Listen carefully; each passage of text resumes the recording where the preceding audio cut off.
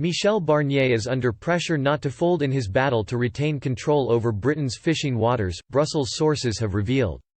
The European Union's chief Brexit negotiator was urged not to water down the bloc's demand for unchanged access to the UK's territorial waters after the post-Brexit transition period expires in December.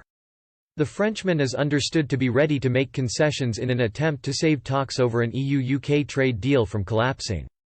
UK officials believe he is ready to climb down from the bloc's unrealistic position in order to broker a breakthrough compromise. European sources claim Mr Barnier is under pressure not to break cover until British negotiators first concede ground to Brussels. During a private meeting with MEPs, the Brussels bureaucrat vowed not to deviate from the hardline guidelines handed to him by member states before the Brexit talks were launched.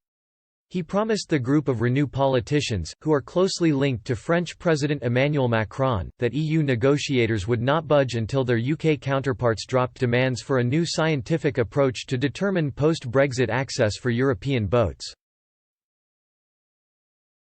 British officials have published a detailed plan calling annual negotiations and to calculate quota shares based on zonal attachment, where fish live, rather than historic data.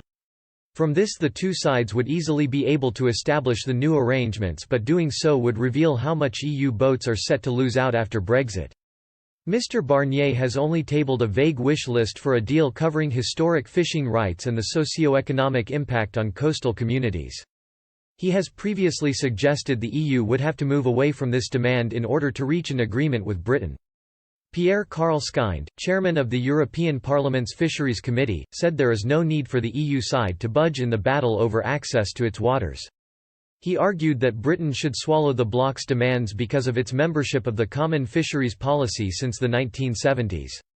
French MEP Mr Karl Skind, an ally of President Macron, said, "There is no reason why the EU would move unilaterally from its relative stability position, which is the result of years of negotiation in which UK has been part of."